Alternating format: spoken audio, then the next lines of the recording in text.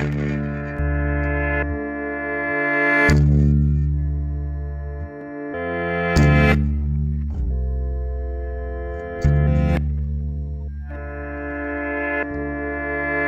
painting contains so much more than the field of meaning that I invested in it.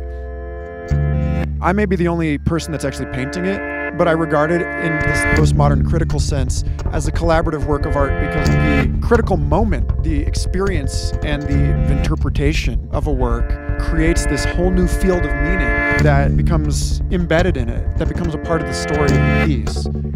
So if I'm doing a good job, I don't really consider the work of art a private thing because I consider each of us as participants in this larger body, in this larger mind of our social superorganism.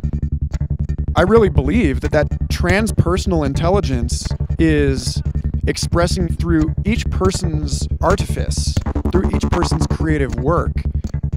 That is how it is able to apprehend itself from multiple perspectives simultaneously. Like Carl Sagan said, we are a way for the cosmos to know itself.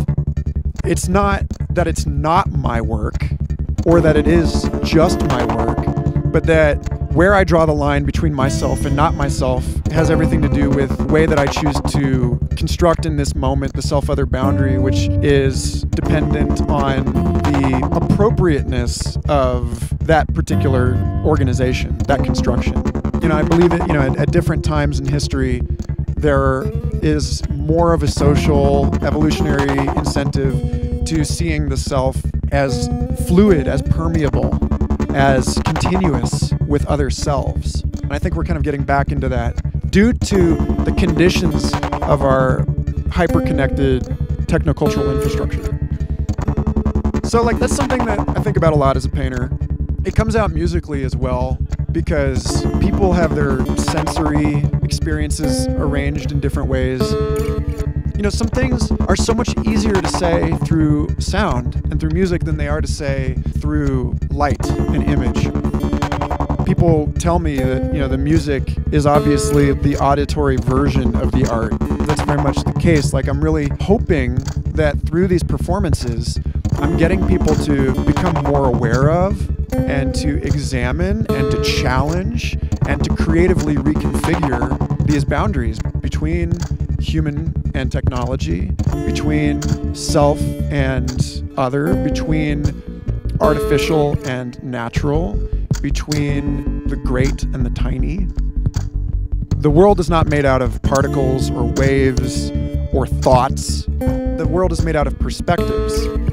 Mind and matter are both perspectives on some other thing.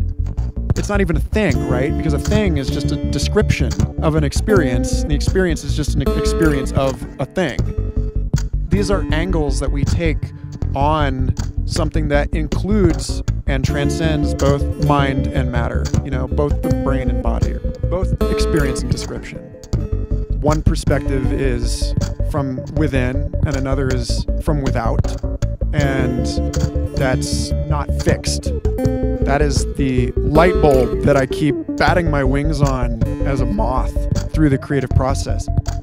It is the fundamental mystery. How the universe exists at all. How I'm over here and you're over there. And even if we're experiencing our oneness, you're still over there. Because I've had this experience. I've seen through my lover's eyes. This is a literal memory. This is something that happened. And even so, I was still Michael, experiencing Michael through my lover's eyes. Even if we're able to get into the mind of a bat through electrodes and Bluetooth or some shamanic projection or whatever, we're still human beings having the experience of a bat. And when that experience is over, we're going to come back into our human bodies and have a human way of communicating that experience to one another. The more we are able to explore and discover in that experience, the more we're able to exfoliate and communicate, the more richness and depth that we're able to unpack about that basic mystery of being, of the paradoxical conjunction of unity and multiplicity. The fact that it is all one and at the same time, many things. that is, I think, in a way, the central play of and the core commonality of art and science and spirituality. And that's how you know that all of these things are actually addressing the same root issue. The same question is being asked through all of these different disciplines and methods. It's why it's so important to stop seeing the sciences and the humanities, art and religion, and empirical inquiry as separate magisteria. It's bullshit. No, there is one question, and it can be asked an infinite number of ways and answered an infinite number of ways. And the interesting thing is how we're able to get those questions and those answers to line up. How it is that you and I are able to even have a conversation in the first place. So that's really fun.